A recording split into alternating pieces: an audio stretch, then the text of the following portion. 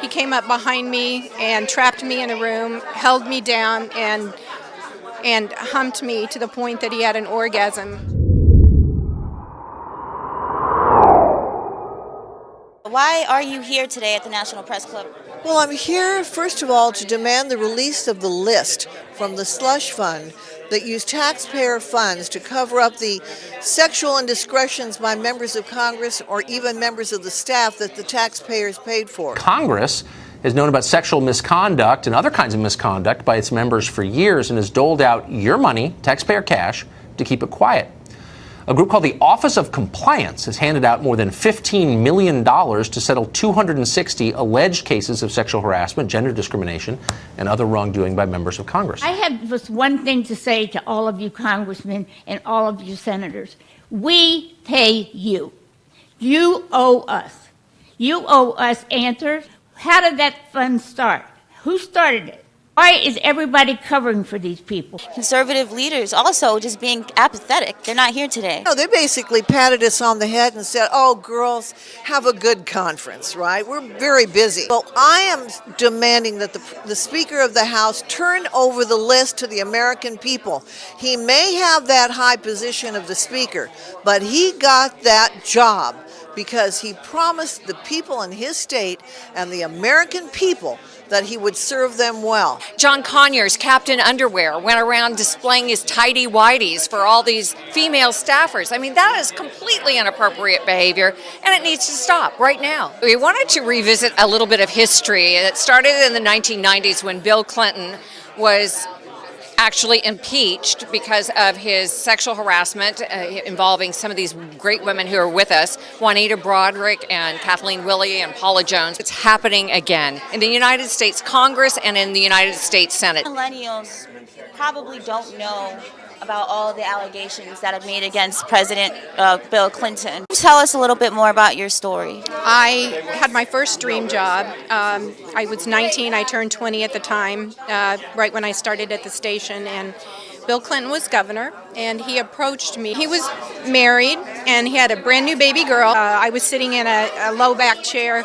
He came up behind me and trapped me in a room, held me down, and humped me to the point that he had an orgasm on my back. And were you fighting, screaming? I was crying, and I was, I remember my hands trying to pull his hands off my breast. I was sexually harassed by President Clinton in 1993. I was backed into a corner. I was fondled, groped. He forced himself on me. I did everything I could to get away. This affected my life for years, not only being harassed and ridiculed by the media, but wondering and tippy-toeing around with a governor who was directly in control of my business. What do you think about top Democrats like Nancy Pelosi defending Conyers and Franken while they call for Roy Moore to step down? Find zero tolerance. You said there's now a zero tolerance. Yes. John Conyers, what does that mean for him right now? Let's say in or out? We are strengthened by due process.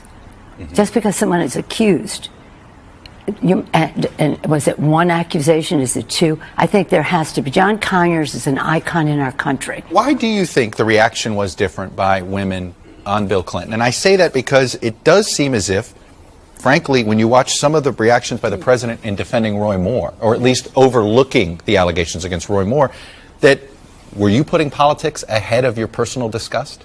No, but we're talking about a child molester. We're talking about a child molester. But President Clinton was accused of being a sexual predator. Well, and of even rape at one point by one. Even rape at one point by one. The Democrats have circled the wagons. They are clearly engaged in crisis fallout mode. Al Franken says that he's kind of sorry. He doesn't express what he's sorry for, and he's returned to work. He needs to go home. I'm going to go back in our Wayback Machine here. Here's you on Meet the Press asked specifically about allegations against President Clinton. Here's what you said back in 1998.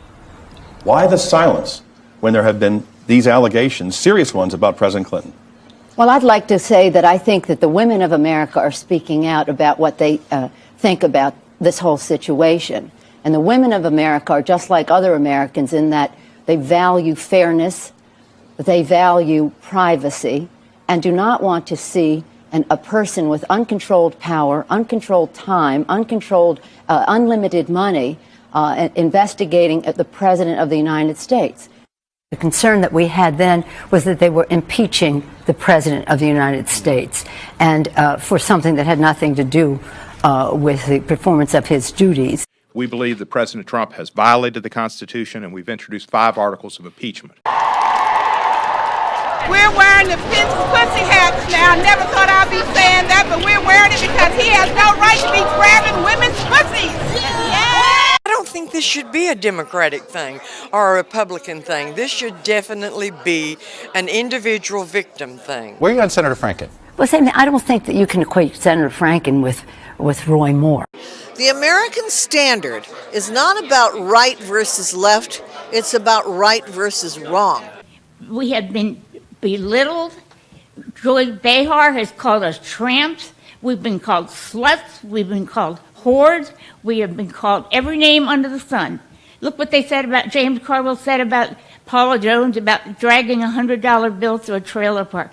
How low can you get? These people in the media that downed me years ago, that said she's lying and would ridicule me, that are coming forward now, it's only because the Clintons are losing their power. Every day it seems like there's another headline with another accusation of sexual harassment. I think people are a little bit wary of it and also a little skeptical because some of these claims are decades old, older than 30, 40 years old. What are your thoughts on that? Do you think some of these claims are politically motivated? I do.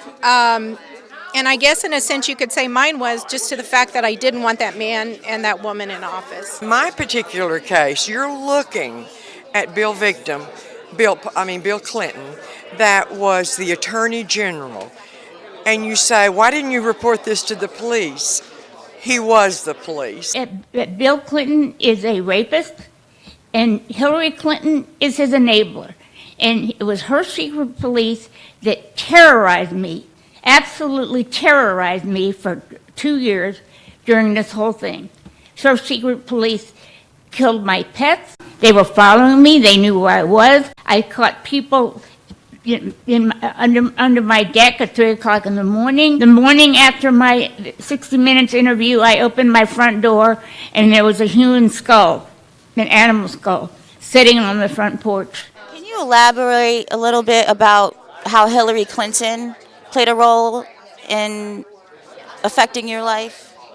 Hillary Clinton, approximately 2 to 3 weeks after the rape, personally threatened me. All of a sudden, here is Hillary Clinton between me and the front door. She comes to me with this gracious smile and says, "Hi, I'm Hillary Clinton. And it's so nice to know you, and I just want to thank you for everything that you do for Bill."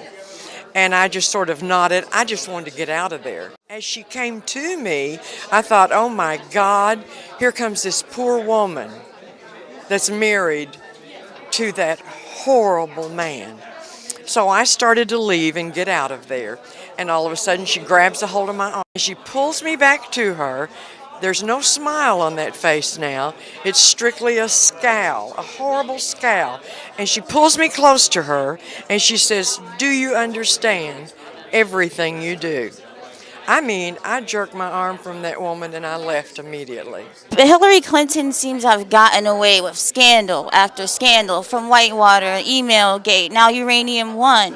And Bill Clinton, they've been each other's accomplices. What would you like to see happen to Hillary Clinton? I think it's happening to him now. I think their loss of power that we're seeing right now is very important.